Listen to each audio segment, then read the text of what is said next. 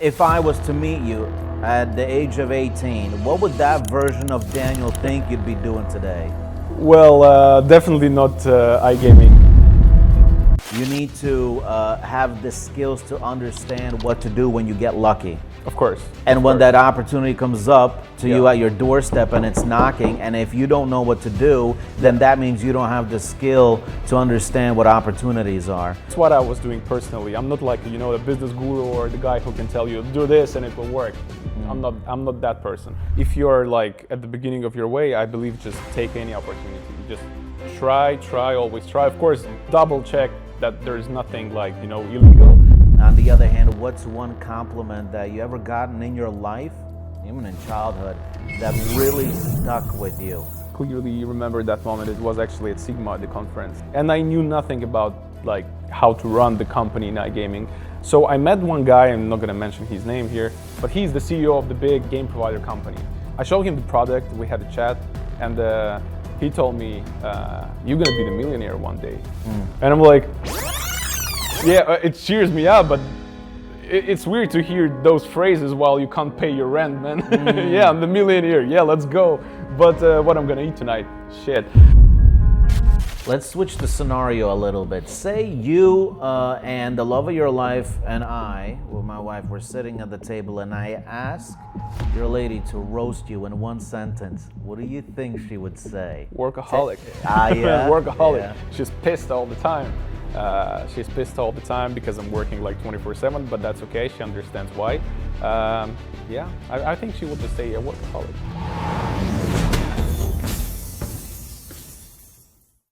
If I was to meet you at the age of 18, what would that version of Daniel think you'd be doing today? Well, definitely not iGaming. Probably something creative like video production and stuff. Because I was really into creative, into media, in audiovisual stuff. I was working also at sound recording studio, and I never thought it's going to be something like in iGaming. At that time, iGaming for me was something behind the wall, something I never heard, and the whole thing I knew about it is just the promos online. When you watch the pirate movies, on the pirate websites, you have the promotion, so that's it. So yeah, never thought about iGaming before. Would you say that that's the dream that never came true? Now yes. Yeah. Now probably yes, because I feel really comfortable where I am in the industry. I feel myself here natural. And when you were 18, or say when you were in your early 20s, around that time, what single decision that you made completely changed the direction in your life? Okay, so that was during the COVID. I decided to move to Malta. So as I mentioned before, so I was more into creative stuff, and during the COVID, I started just losing clients, and I have to do something. I've been in Malta before, like as a tourist, and I kind of knew the island a bit. And I was like, okay, I have just to do something. So I just sold my car, stopped renting the apartment, and like in less than a month, like in 2 weeks, I just bought the tickets and let's go. I knew nobody in Malta before. It was just a random move, but because of that move, we are here. This is, and I know this has been discussed before, even in iGaming. I've heard that in a couple of podcasts. When you're making such moves like that in Latvia, this is like a drastic choice that you decide to do. It sounded like it wasn't so much planned, but would you say that a lot of that success and the risk you took to move was also by luck?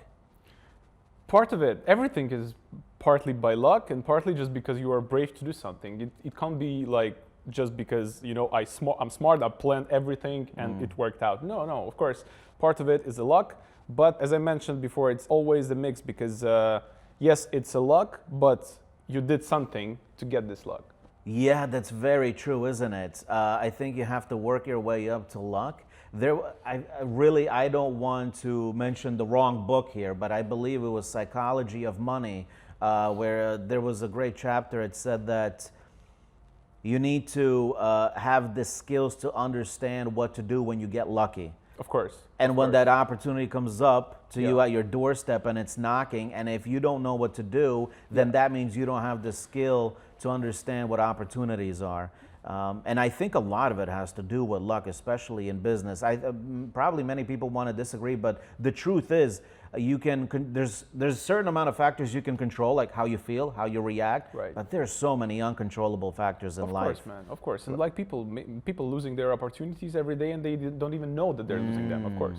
Speaking of luck, since we're in the iGaming industry, what would you suggest for somebody that has an opportunity and how to evaluate whether the opportunity is profitable, good for you? Profitable, I mean, whether it's career-wise or anything. Yeah. Well, look, so if you're like at the beginning of your way, I believe just take any opportunity. Just try, always try. Of course, double check that there's nothing like, illegal. Yeah. Of course. But like it's what I was doing personally. I'm not like, a business guru or the guy who can tell you do this and it will work. I'm not that person.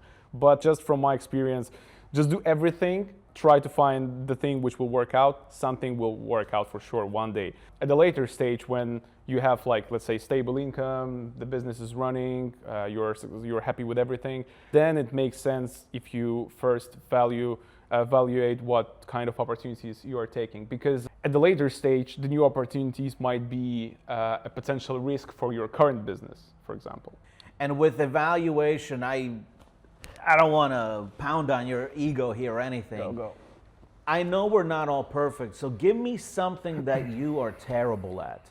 What is that one thing that you're Let me think. horrible? Take your time. Well, okay, that's the question, which is basically, killing my perfectionist right now. So my bad part is that I'm always overexcited of any like new product, new partnership, etc. And sometimes I don't think enough. I think like I'm just trying to like take anything, but this is why I have like business partners who are sometimes telling me like, Daniel, chill. It's like this joke, like for example, CEO says, yeah, we do that. Chief of marketing says, we do that. Chief of financial says, no, we don't do that. And CEO says, no, we do that. So and that's the conversation. I think that's a healthy relationship, though. Yeah. I think because a part of you as a CEO, I think that is it, seeing opportunities, possibilities, seeing the broader picture without obviously understanding the foundation and the processes maybe as much, but just seeing what it could be. So you just kind of want to grasp it and get a taste of it to see the potential possibilities. Of course. In my mind, when I hear the idea, it's like a puzzle and complete one. So I see, okay, this will work out because we're going to do this, this, and this. Kind of ready to take the first step. And your colleague is telling you, hey, by the way, maybe we should slow down, like because of certain reasons. And this is the moment when I'm start thinking, but usually so far it all goes well. Before the company which I'm running right now, I did a lot of mistakes. It was a great experience. So now I'm more, I understand more how to take those risks. But before, yeah. And aside from talking about what you're terrible at, on the other hand, what's one compliment that you ever gotten in your life, even in childhood, that really stuck with you throughout life? Maybe that was an eye-opener of something that got you out of imposter syndrome. I think everybody has imposter syndrome. I even have that. Yeah. But people see us differently, from third perspective. I clearly remember that moment. It was actually at Sigma, the conference.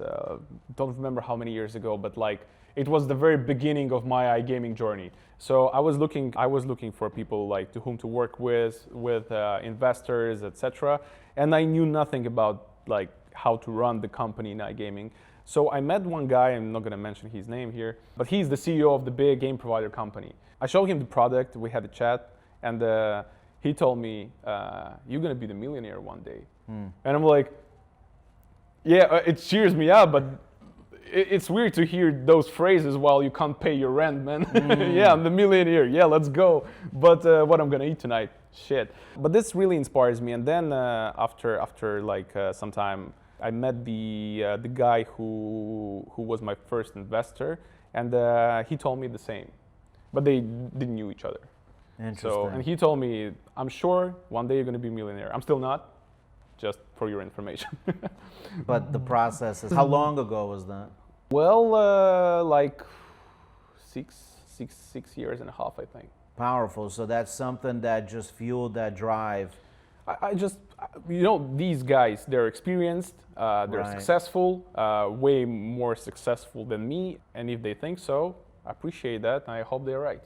Just to be transparent, how long are you as a CEO in this leadership position right now? So the current company I'm running, it's 2 years, and the company before, which is still up and running, it's already like 4 years and a half, I think.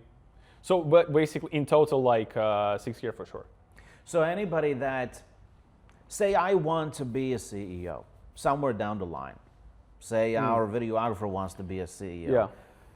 With your personal experience, what's one insecurity that you found yourself while being in this leadership position that you still have? There's one thing I really want to mention. So being CEO, it's like 10 minutes thing.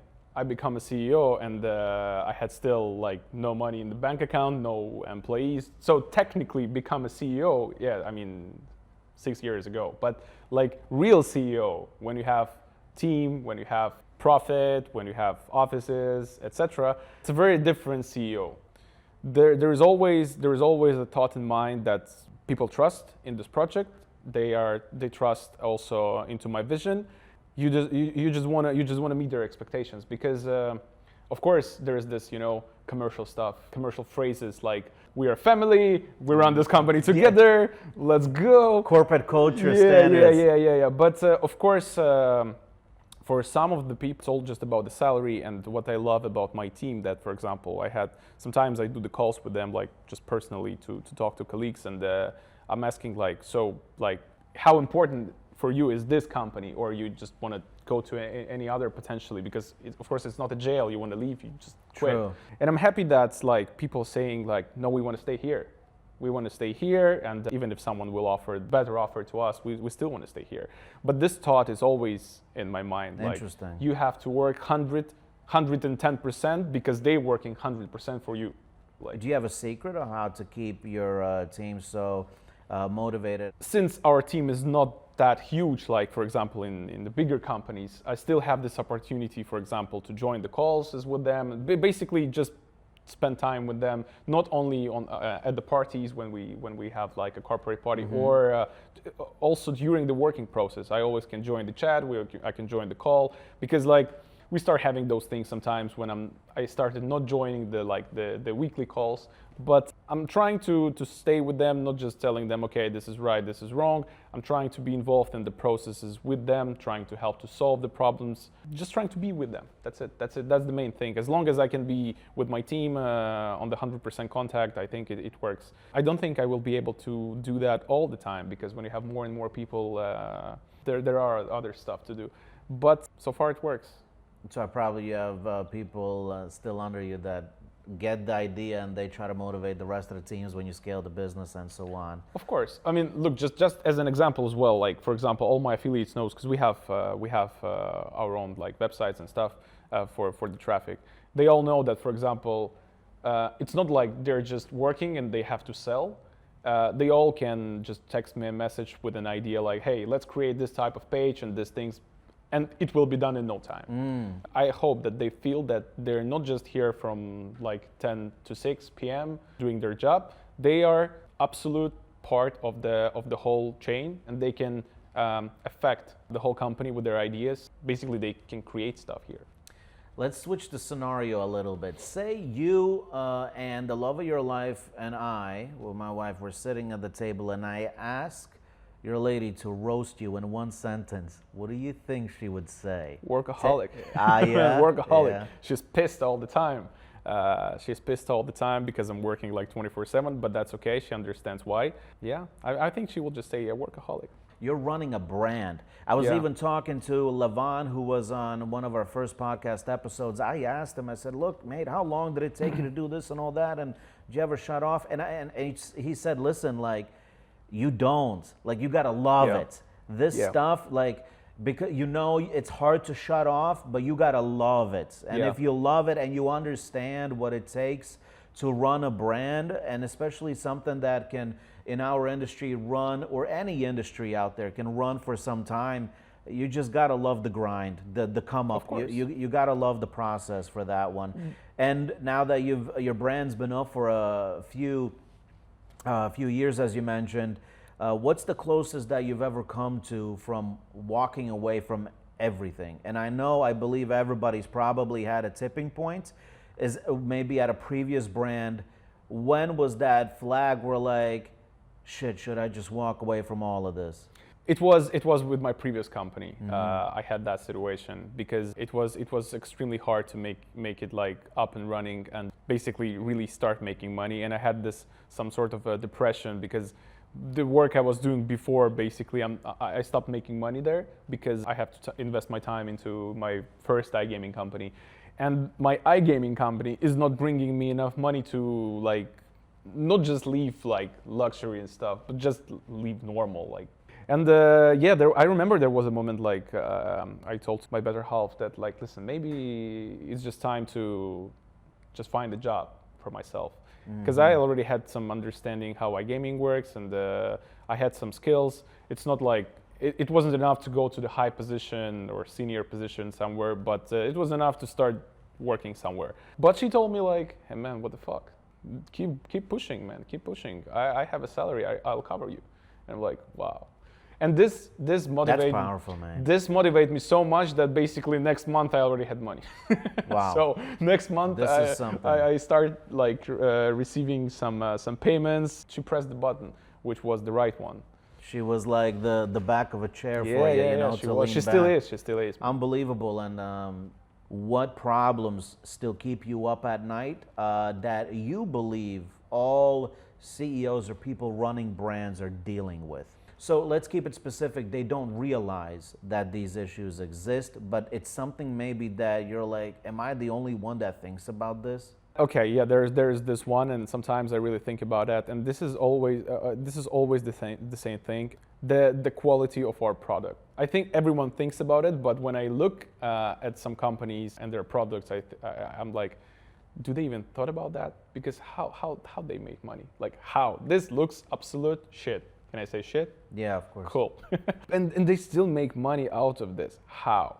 Because of this around me, I always start thinking like, maybe it's still not enough. Maybe we're still not looking good. Even if we talk about the branding, the visual stuff, receiving the feedback from other companies in our industry, like, hey, by the way, your website looks fire. And I'm like, yeah, thank you. And that's why like we invest time in it. But at the same time, I see other projects which looks like Tetris, man. And they make thousands and thousands every day. And like, why? But this is just my thing. I always was like, you know, very critical to visuals. I even know every single font name on my website. Like, wow. Yeah, that's impressive. my thing. I think, but that's good. That's good. Even I know specifically certain CEOs that also know every single detail for their product, and I think that is a great value, mate. Yeah. That is a fantastic value to have. Well, I just believe in the thing, like before you start telling to people like how to work and what to do, and before you are saying I'm the CEO and blah, blah, blah, learn everyone's job first. Because I personally, like I design our website myself, I develop them, I know how to deal with all the tracking systems. I know if my tech guy who is setting everything between the integrations of our company and casinos will leave the company, I know how to do everything. Wow, okay. And this is not because like I decided that, okay, I just have to do it. This is as well just because it's like my baby and I really want to know how it works. Correct. So it wasn't like, oh shit, I have to learn it. It was, I'm just happy I know it. What is one mistake that you have made that every founder should avoid? Getting back to that moment when the guy said that you're gonna become a millionaire. So the mistake I did, and everyone should avoid it. When someone says stuff like this, don't believe that it's gonna happen too soon, because those phrases cheer me up so much, and I was like, okay, opening every door like this because I'm gonna be the millionaire. Yeah. And man, it plays bad for me because there was a moment when I thought like, yeah, I'm gonna become the king of iGaming in 1 year, probably, maybe even faster. Have you ever lost a partnership because of your own mistakes? Probably yes. What happened? Yes. Yeah, actually, yeah, I remember the case. Again, most of my mistakes were at the beginning of my journey. And the situation was this. There was a company who decided to partner with us, a very cool company. We started developing the product together. And for me, it was like, I need to deliver this as soon as possible because we are broke. I need to create it, develop, all my team is working. And for them, I mean, they're successful. There is no rush for them. And I was really like trying to rush them a lot. I was pushing them, hey guys, let's do it, come on, why so slow? And I think I gave too much pressure to them and basically it just all stops. We finished at the middle of the journey of the development, and thanks to them, it was a good lesson. So like, interesting. Do you think you were being too assertive in the communication for them, like being a bit too aggressive and pushy? I was too pushy. I was too pushy because you know, for me there was only me and my company, and I didn't thought about them. I didn't thought that they have other clients. They're big on the market. They have other stuff to do. For me, it was like, why they're so slow and they don't want to develop product with me faster? Me, the big company with zero on their bank account. Why? And that was my mistake. So I thought that, you know, everything is spinning around me, but it's not. What is the dumbest thing you have ever spent money on in the company? Well, there is one thing I didn't spend money yet, but I still pink chairs. That's the second. Okay. Well, I always wanted that's super stupid. So when I just started my first company, and it was like zero profitability, running on investors' money, and we are like 2 people in the team. I wanted to have a PA so much, man. I was dreaming to have a personal assistant next to me. For what? Have no idea. I didn't hire her because that would look stupid. Like, but yeah. Anything else? Honestly, there was nothing. I spent money on like a stupid thing, because I was always very accurate with money. Even like my always strategy was like, if for example, investor gives you let's say $500,000, try to spend 200K instead, even if you have those money. Some people tell me it's actually wrong approach, because like when investors give you the money, you have to spend. It's better if you spend it and you take maximum out of it. But as my experience shows, I managed to basically save like approximately 60% of the investment I got, and we're running the company. Interesting. Now, okay, so fine. So you save money. What would you do with the savings? Where do you reinvesting? Like, so look, we started just SEO website to drive traffic. We grew up into the affiliate partner network, and it's quite big right now. In 2 years, we did incredible job, and like all the big names, they work with us, and we work with them. The next logical step would be just, and we're already discussing it internally, to open our own casino. Because right now we're driving traffic to other casinos. Why wouldn't we do that for our own? We already have actually the design. It's confidential, but it's ready. So okay, big things ahead. Yeah, nice. We're gonna open the brand for sure.